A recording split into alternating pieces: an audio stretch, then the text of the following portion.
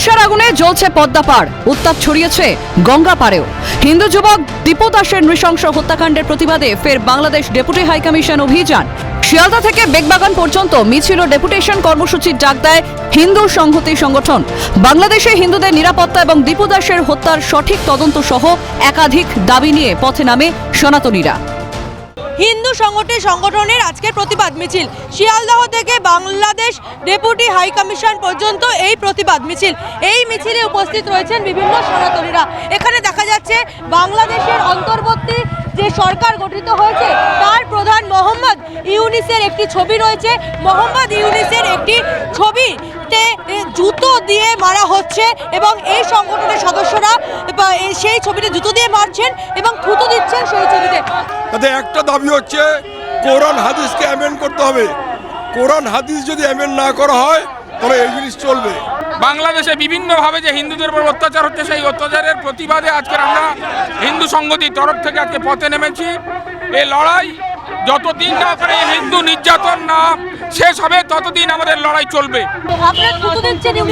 হ্যাঁ থুতু দিচ্ছি, কারণ আমাদের হিন্দুদেরকে নির্মমভাবে দেখে শুধু হিন্দুদেরকেই মারা হচ্ছে বিনা অন্যায়ে। সেই জন্য তার প্রতিবাদে যাতে পরবর্তীকালে আমাদের হিন্দুদের ওপরে যদি এই সরকার আবার যদি ফের মারধর করে বা এরমভাবে হত্যা করে তার জন্য আমরা পুরোপুরিভাবে প্রস্তুত আছি।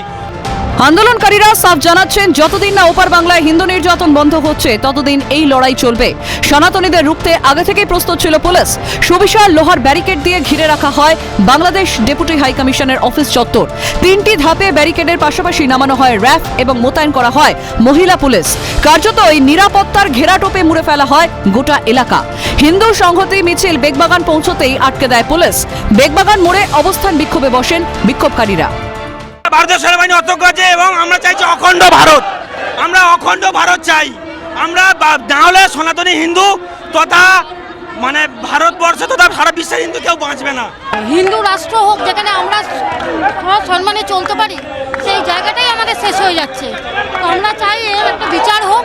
মূলত দাবি হচ্ছে বাংলাদেশে হিন্দু নিপীড়ন বন্ধ করতে হবে, বৌদ্ধ শিখ খ্রিস্টান এদের উপর নিপীড়ন বন্ধ করতে হবে, আর যেন কোনো দীপু দাসের মতো ঘটনা না ঘটে। মাদ্রাসায় হিন্দু বিদ্বেষী শিক্ষা বন্ধ করতে হবে।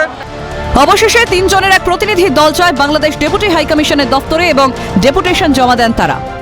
প্রতিবাদ মিছিলের শেষে দেখা যাচ্ছে যে ইউনূসের যে ছবি রয়েছে, ইউনূসের ছবি জ্বালিয়ে অর্থাৎ ইউনূসের ছবি পুড়িয়ে তারা প্রতিবাদ করছেন এবং তাদের যে দাবিগুলি রয়েছে, বাংলাদেশে যারা হিন্দুরা রয়েছেন হিন্দুদের নিরাপত্তা দিতে হবে এবং বাংলাদেশের দীপু দাসের হত্যার সঠিক তদন্ত করতে হবে।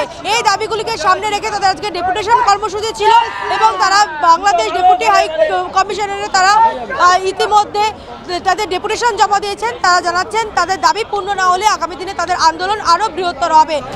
ক্যামেরায় সমীরণ হাওলাদার, শুভময় দাস ও কিশোর মুখোপাধ্যায়ের সঙ্গে রেশমি দাস, অদ্রিজা ঘোষ এবং সুদীপ্ত পাল ও শুভজিৎ দের রিপোর্ট, ক্যালকাটা নিউজ।